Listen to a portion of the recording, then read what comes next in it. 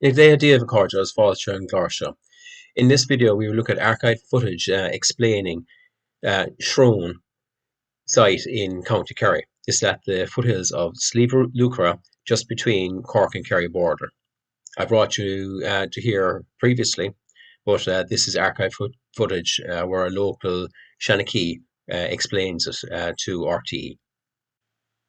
Also, if you could like, subscribe, share and comment to support this video, and if you wish, you can donate the price of a coffee for the upkeep of this particular channel by going to the About page and find the link there. Gurmina Magwiv.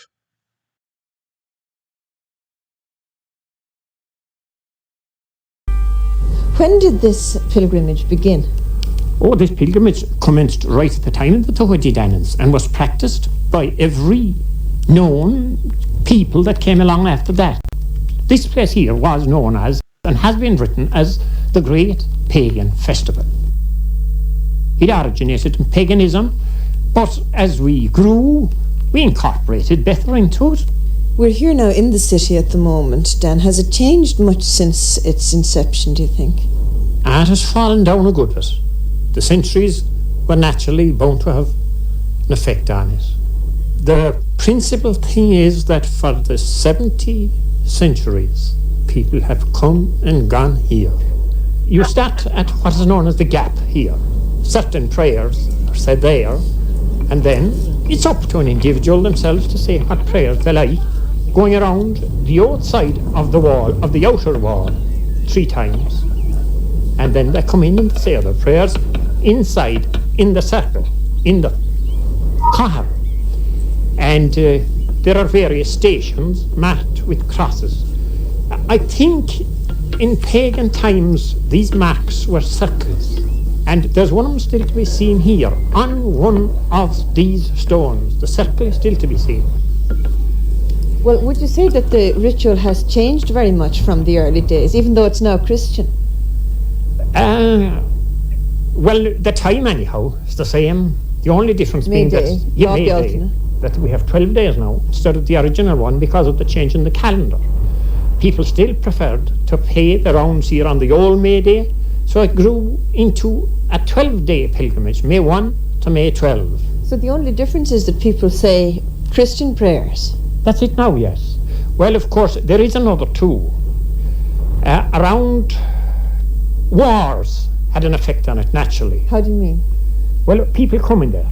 You see, when transport took over, people came from far away here. And there were various games played, etc., etc. And we'll come up to 1939, the last great war, and that had a very upsetting effect on the place.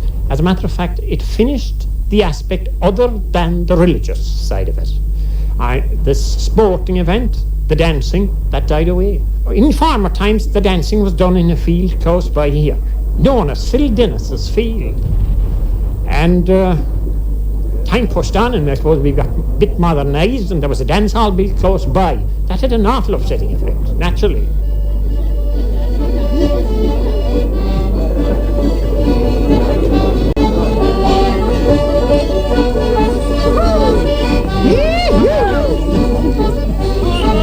Come on, Kelly! Come on, Kelly! Everybody's sailing across now. Lovely.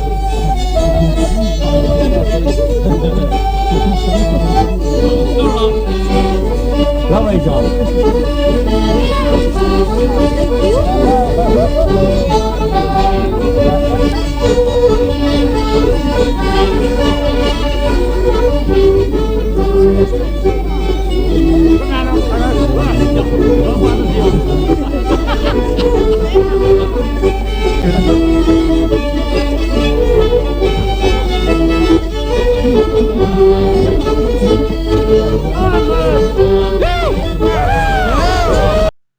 The ancient festival of Bealtaine marks the beginning of summer in the Gaelic calendar, traditionally celebrated around May the 1st.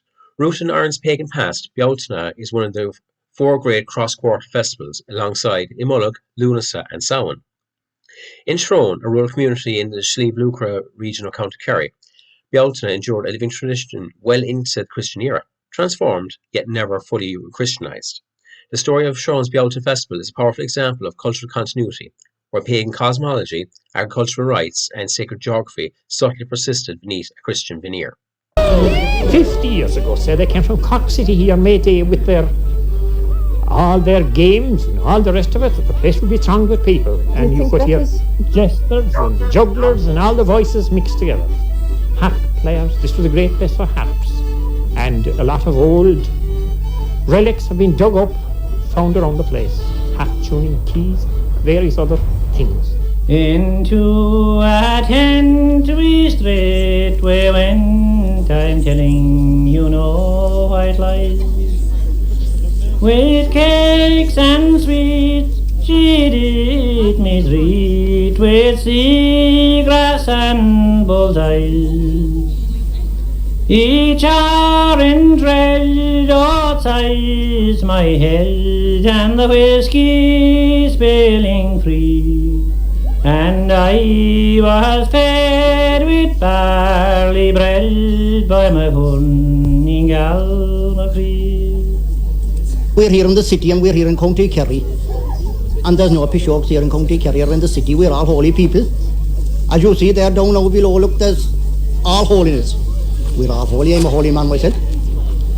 But on the 1st of May, for about 3 years, or 4 maybe, a man used to call to me, you know, coming to the city now with a push voice.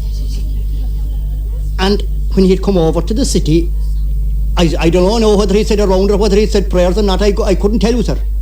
But he went over anyway, across the valley into my house.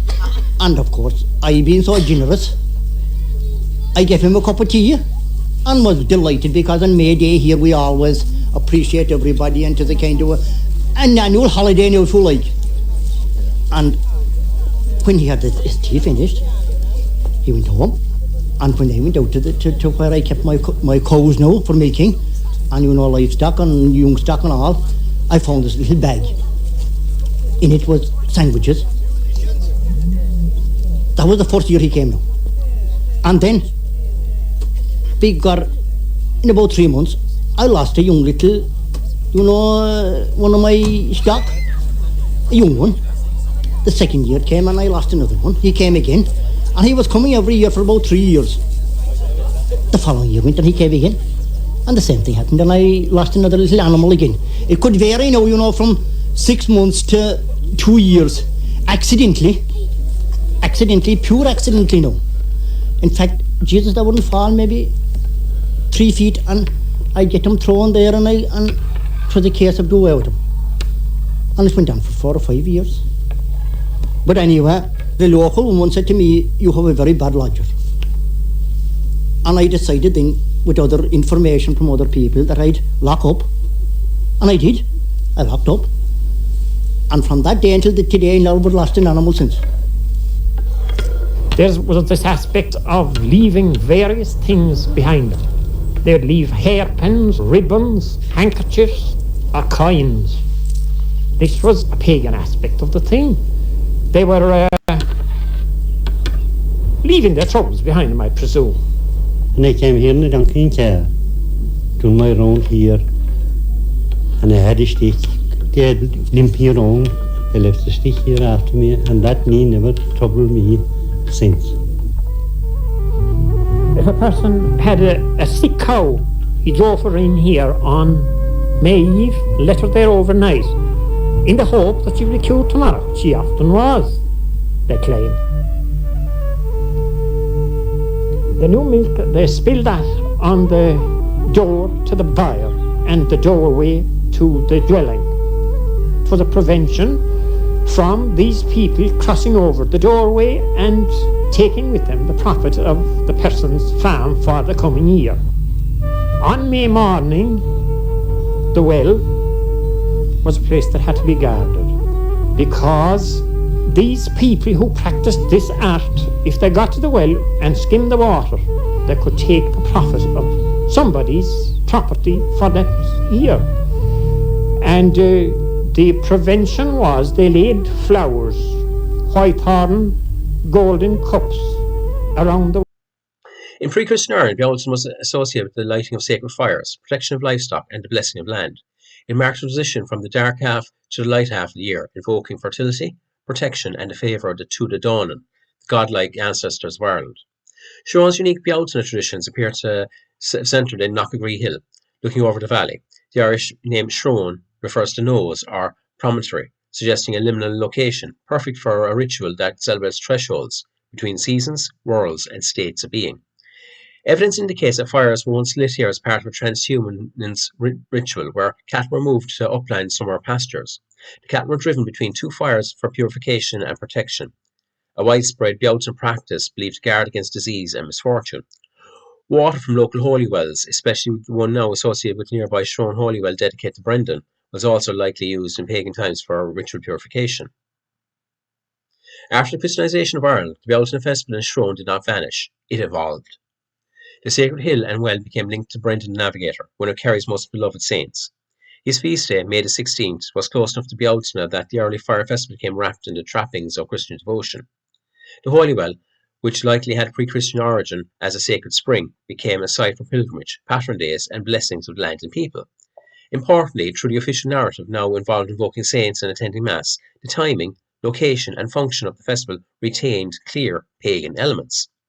Ritual circuits. Pilgrims walked sunwise, dishel, circles round the well, a practice common in both pagan and Christian contexts, but originating in solar veneration. Offerings. People left ribbons, coins, and personal tokens on nearby trees, customs that harken back to animistic beliefs in tree and nature spirits. And water rituals. The use of holy well water for healing, fertility, and blessing animals echo earlier rites to invoke the favour of the land's spirits and deities. Despite the Christian overlay, several core pagan themes endured. Bealtaine was in many ways about reinvigorating the land. Shrone's springtime pilgrimage reflected an ongoing reverence for the earth's cycles, a call for good weather, strong crops, and healthy livestock. Bealtaine was traditionally a time when the veil between worlds was thin, and protection against supernatural forces such as fairies, spirits, and misfortune was needed. The ritual acts in Shrone, including fire blessing and holy water use, continued to reflect this concern for spiritual defence.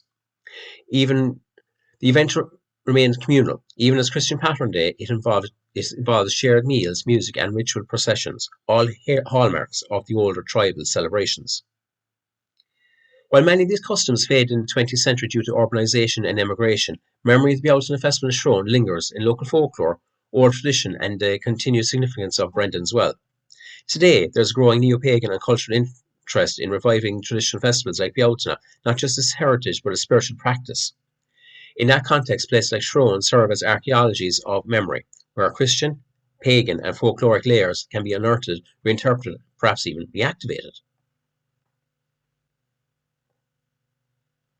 The Bealtaine Festival of Shrone is a striking example of how pagan cosmology did not die, but rather adopted, surviving in disguised form within the Christian calendar.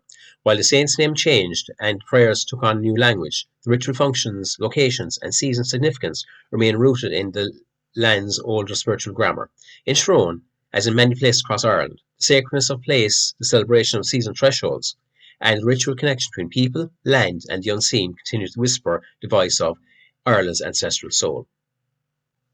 Sinead and Scale is Misha de la Rohor Sean Tuma, Mila Wake Sosbor Quit Toma, August Arish, Sloan Gaffor.